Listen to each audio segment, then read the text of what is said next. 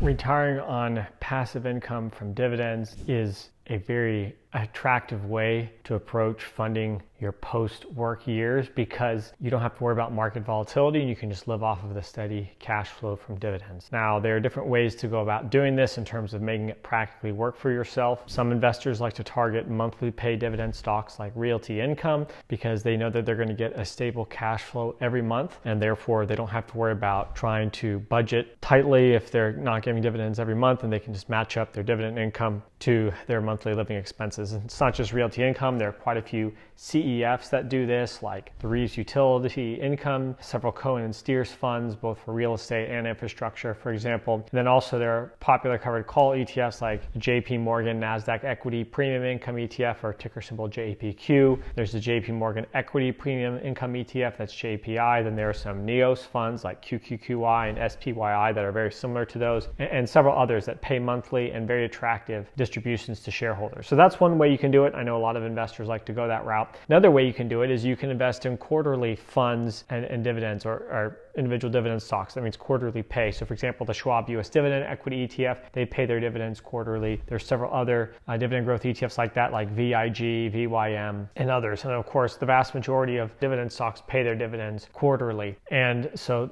personally, I don't confine myself just to the monthly pays because, well, two big reasons. The biggest is that that's a fairly narrow universe. And so you're giving up a lot of opportunities to own some really high quality individual stocks and funds if you're only going to focus on monthly pay. And second of all, you can still get a de facto monthly pay schedule because not every dividend stock pays the same month or even goes ex-dividend the same month. And so you know that you're going to get a staggered quarterly payment schedule. If you can stagger them, you can actually get dividend income every single month. And so in the rest of this video, I'm going to discuss several quarterly pay dividend stocks, three in particular that I have large positions in that go ex-dividend different months each of the year. And as a result, I get a monthly flow of ex-dividends. And now, of course, they may end up paying sometimes in the same month, depending on how it works out. But at least the ex-dividend, which is when the dividend is assigned to me, every month I'm getting several $1,000s of passive income just from these handful of stocks. Before I get into the stocks specifically though, if you like dividend investing content, whether it be individual stock ideas like this video, fund analysis, CEF analysis, ETFs, overall portfolio strategies, or even sometimes my macro perspectives, please subscribe to this channel. I try to put out high quality content every week. It'd mean a lot to me if you were to come along for the ride.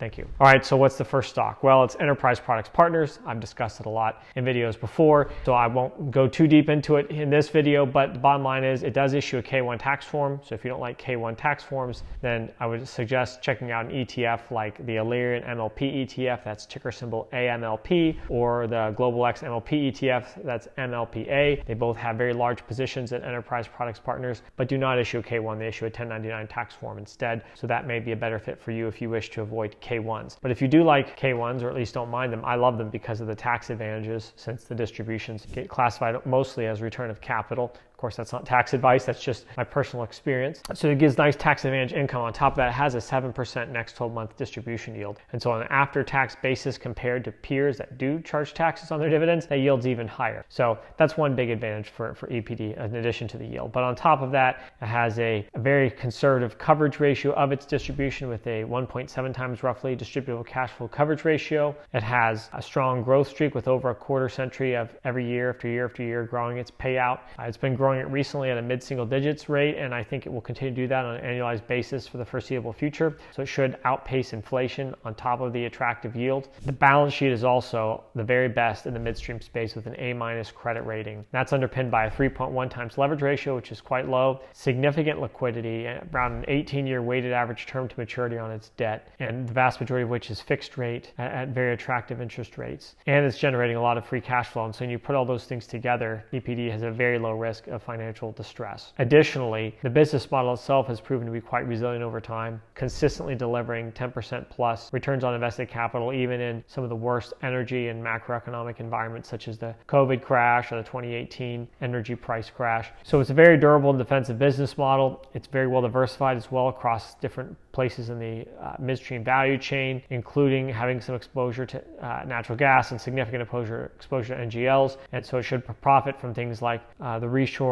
of U.S. industrial activity, the AI boom, and the NGL export boom. All that should benefit EPD moving forward. They also have a huge growth pipeline. Currently, they're working their way through that should be largely coming online over the next year or so. And as it comes online, they're going to see a step change increase in EBITDA and a step size decrease in capital expenditures because of those growth projects rolling off. And so when you combine an increase in cash flow with a decrease in spending, that's a huge increase in free cash flow. Additionally, that big step up in EBITDA should mean that their leverage ratio will drop materially. And so that should lead to additional financial capacity. So EPD is soon going to be swimming in cash flow, swimming in financial capacity, and it can do a number of things to create value for unit holders, whether it be additional acquisitions, unit repurchases, special distribution, or accelerated distribution growth, or some of all of the above. And given their track record for generating consistently high returns on invested capital, beating the stock market over the long term, growing the distribution consistently year after year after year for over a quarter century, and the fact that insiders are so heavily aligned with owning about a third of the partnership's equity, I can sleep well at night knowing that management's probably going to make pretty good use of that cash. And so that gives me a lot of confidence holding these units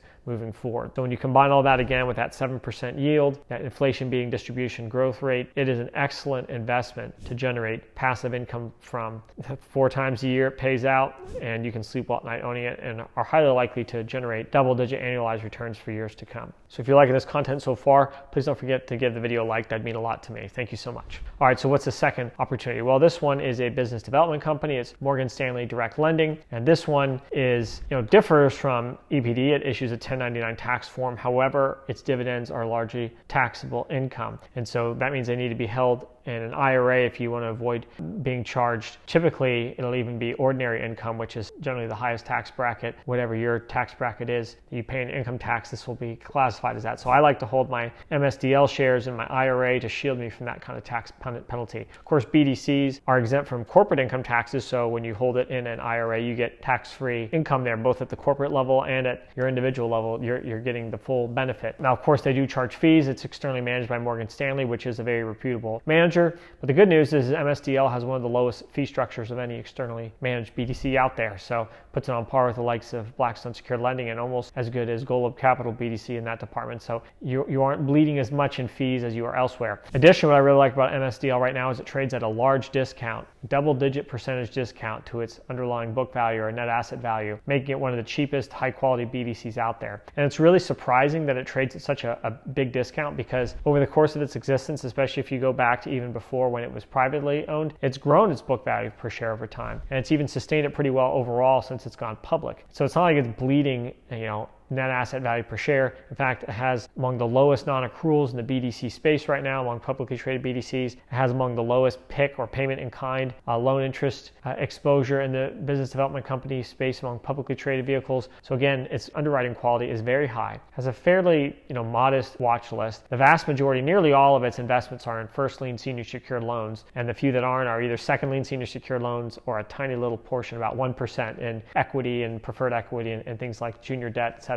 So it's very well diversified, very good underwriting abilities, good external manager, attractive fee structure, attractive valuation, and a lot to like. Additionally, the dividend yield is over 11%. It has significant spillback income. So if it chooses, it could definitely sustain that dividend. The one big issue with MSDL right now is that its dividend coverage is razor thin. It has a 100% payout ratio. This past quarter, it paid out all of its net investment income as a dividend. And so many investors are concerned maybe we'll have to cut its dividend soon, especially because the Fed is all but certain to be cutting rates this fall. In fact, the odds have shot up because of recent weak data, etc. And so with that, because most of their loans are indexed to short-term floating rate interest rates, that means that their yields are likely going to fall as the Fed cuts rates. Now, yes, the vast majority of the debt on their liability side of their balance sheet is also floating rate, so that will help offset it to some degree. But they have more loans that they're invested in than loans that they owe elsewhere, hence why they have positive book value, and so it's still not going to fully offset it. And so